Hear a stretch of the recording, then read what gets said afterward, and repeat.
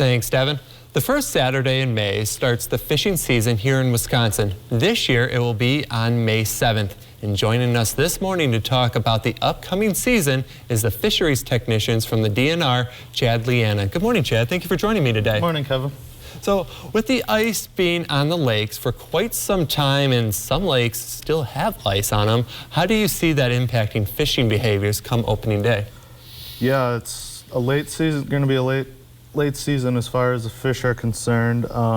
We're seeing ice going off right now on many of the area lakes. By opening day, these fish are, a lot of the walleyes are still going to be actively spawning.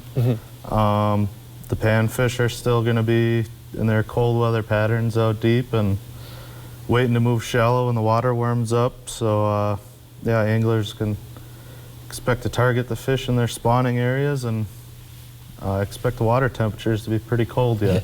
For sure, yeah, definitely water. A lot of these lakes still have ice on them. And recently it was announced that new walleye restrictions were in place on certain lakes in Vilas, Oneida, and a few other Northwoods County lakes.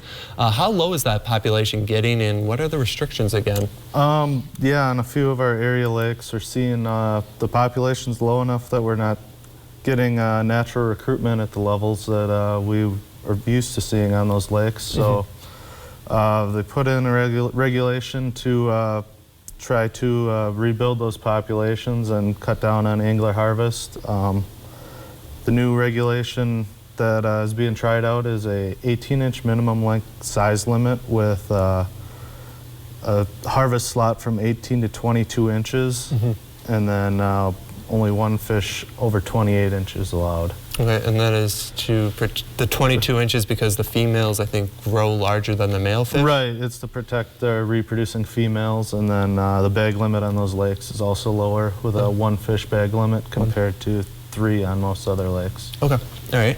And another local body of water is the Monoqua chain with fishing restrictions. What is the DNR doing to help the walleye population there? And is there a positive outlook in the future, say 5 years down the road? It's looking pretty good as far as population-wise. We're getting our populations up to the goals that we kind of set for it. We've had the fishing season closed since 2015 as far as harvest for walleyes, and we've also been stocking each one of the lakes every other year on the chain.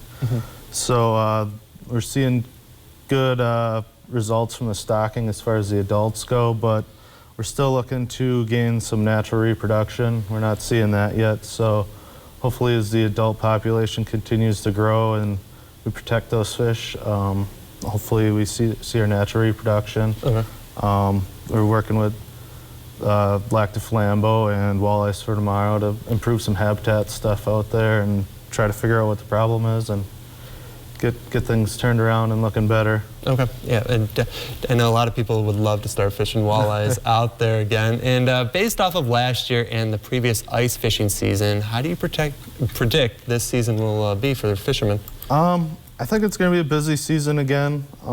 With a couple of years of COVID, we've seen our license sales go up significantly, a lot of new anglers out there, and hopefully we got a few of them hooked and they come back out for our fishing seasons this year. Ice season was a little bit slower, a lot of snowfall and poor ice conditions for the later part of the season, but I've seen people out ice fishing this week yet, so they're still out there chasing panfish on the last ice we have. Yes, I have seen a few fishermen out there in the recent weeks as well. And if someone wants more information on fishing in Wisconsin, including a place to buy a fishing license for the year, where can they go? We have a lot of our fisheries surveys up on our DNR website, or they can call their local fisheries biologist.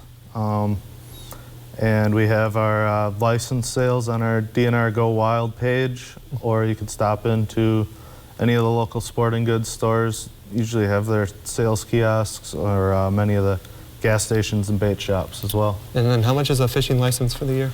I believe it's $5 if you never bought one before. Okay. I think it's $20 for an adult, and if you get the spousal license, it's $31 for you and your wife. Okay. All right, well, Chad, I appreciate you coming in today, and we look forward to having a fun fishing season this year. Thank you. Yep.